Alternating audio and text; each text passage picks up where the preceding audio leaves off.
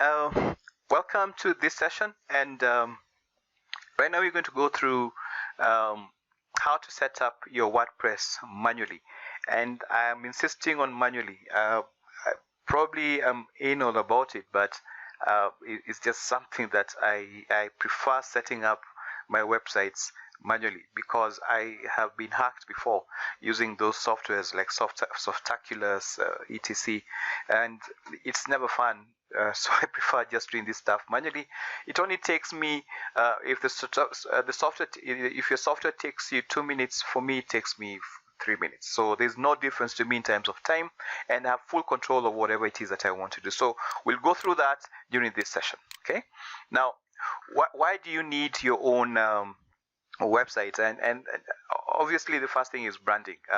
There's nothing worse than having a free website somewhere on WordPress or Blogspot and you expect people to take you seriously when you're trying to run a business. That does not happen. I know this idea of people having Gmails to send you official emails. It's a disease, I think.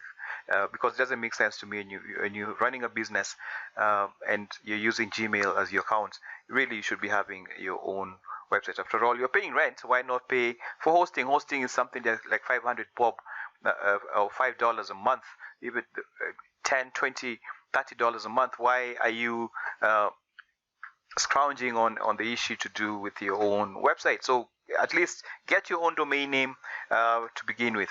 Next, of course, is why do you need a website? Is for making an income. So it's one of the best ways. And of course, lastly, is a question about why do I choose WordPress over everything else? And I'll say it straight now. I've used WordPress. I used to actually be a developer at Joomla a long time ago.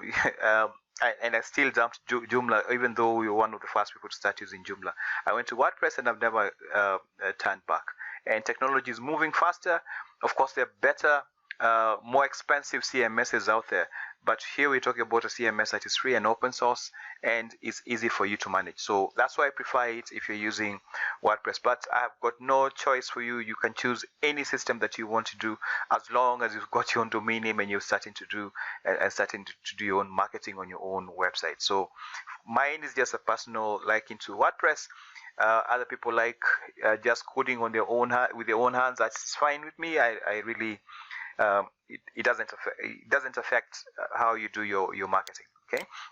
Now, what do you need? Of course, you'll need your domain name, right? And by this time, if you've gone through the sessions to do with choosing a domain name, you should have gotten an idea of what it is that you want to start with. But if this is your first time, my biggest advice I ever tell people is always get your name first. Okay, you're probably starting now and you're thinking that this is the end. I can assure you that over a period of time, you might come up with very many hundreds of ideas for businesses online, or probably even just get one idea that actually works very well. Before you decide on what it is that you want to do, get your head in focus, please start with your own domain name. Your own domain name, your own name is an easy way for you to start branding yourself and also learning the ropes. and it's not going to kill you, right? And for those who become very popular, you'll understand the importance of domain names when it comes to owning your own domain name, when it comes to reputation management. A lot of things have gone wrong for people who did not buy their own domain name before they became superstars. So get your domain name, and if you haven't, please just start with your own name for now, before you decide on the exact product or service or idea or affiliate network that you want to go with. So you don't have to be left behind. Anyway, I'll still insist that everybody gets their own domain name. Number two, you want to get your own hosting. Okay, we've discussed about hosting before, so please get your own hosting. You can get it from anywhere. For those people taking this course, you know we are giving you 1 whole year free on Nairobi Host. Nairobi Host is not we don't market to the mass market at all. We only host our clients, and So we unless you're introduced to somebody on Nairobi host, you're probably not going to be able to sign up there. And there's a reason why you do that. We take it seriously. We don't want guys coming in there to mess up with hosting. We've been messed up before, and that's why we decided to get our own servers worldwide and host our own products and services, and our clients can be lucky that we can also offer that to them. So you'll get your free hosting, and if you haven't gotten it yet, please get in touch with us. Again, just email to info@alexminder.org, and we'll set it up. Just tell us your domain name, and I'll set up everything for you. Okay. Now, next you need your cPanel details and your admin address, and then your WordPress. Okay. So let's get going, because this is like a can do or do it yourself session. We are not it's not theory. This is now serious stuff. So cPanel details, when you get hosting the first time, you're going to get an email, okay, that has got your login and your password to your cPanel. Remember, cPanel is not your website. cPanel is where your website is just the interface between where the server and you. It is not where your website is. So I'll give you an example, and what I mean by admin details. Let's see if I can get this correct today. So yeah, here you go. So as an example of an email that you'll normally get from any hosting company. The moment you buy your hosting from any company, like I said, I'll give you a list of the hosting companies that, even if you don't choose Nairobi host, I'll give you a list of the hosting companies that I know, I've worked with, and I know they're actually good.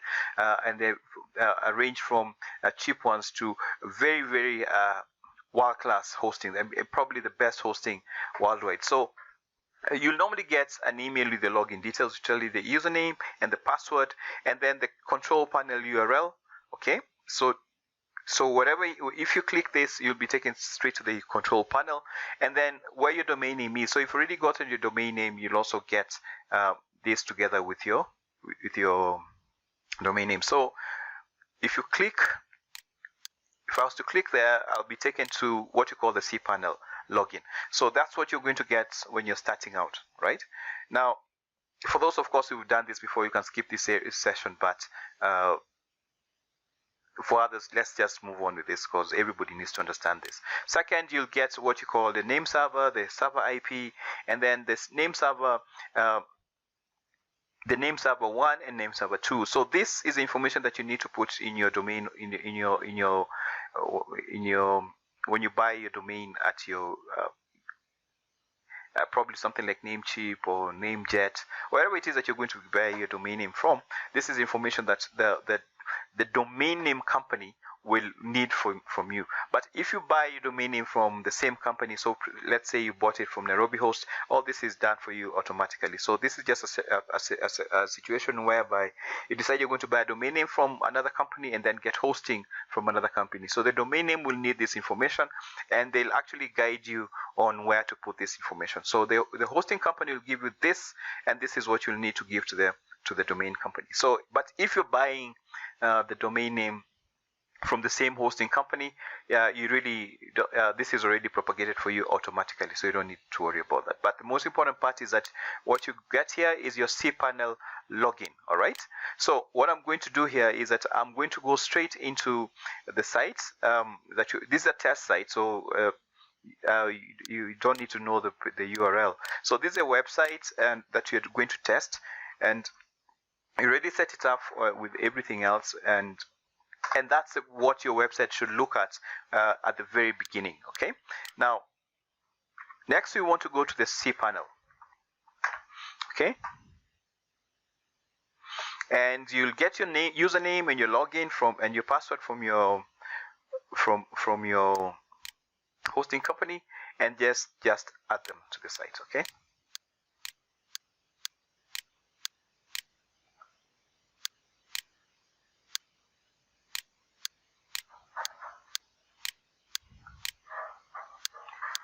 so that's it. So the first time you log in, for most companies, is this simple. Of course, you can always get other companies that have got weird cpanels. That's not the issue. The issue here is that you logged into cpanel. Every company, most companies have this setup. For the big ones which want to do a lot of branding, they change this setup quite a bit. But for most of you, this is a setup that you're going to get. Okay, so you're going to get into cpanel, and what you're trying to do next is go set up my email address. So the first time you log into your cpanel, don't go crazy going to do looking for other things to do or set up websites. You need to go and set up your email address. Okay, so that's the first thing. And like I said, all cpanels look exactly the same. So you're going to look for anything that says email accounts, and I'm now going to go to email accounts. Okay, so as you can see, you already have a default email there. So what you want to do is just create. Usually your hosting company will tell you how many email accounts you've got. So in this particular case, you've got 10. So I'll now go create one. And the first email address is always, for me, people are different. Mine is always admin. And I'll tell you why. If anything ever goes wrong with this website, probably been hacked or something has happened to your site, you'll probably get an email on admin at your domain name. So I always have this email address set up. People have administrator, technical at admin. The thing is, usually anything to do with something going wrong with your cpanel, even your hosting company will look, if they don't have your email address, they'll try to look for an admin address somewhere. So I always set up admin. Okay, so you've got your password there. By the way, you need to be saving this stuff.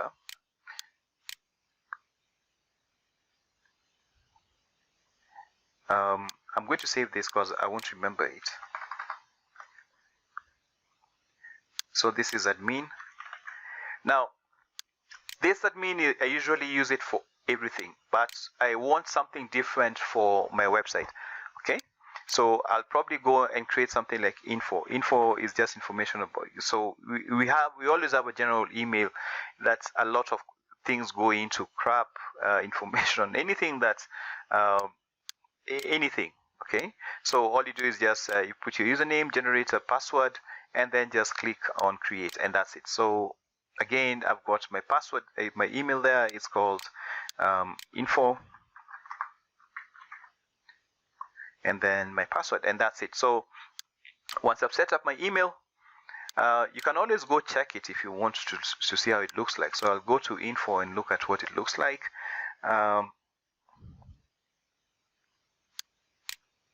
And I can see my email. So you can choose any email that you want. You can choose Horde or Roundcube. I prefer Roundcube. That's my personal preference. You can choose Horde if you want to.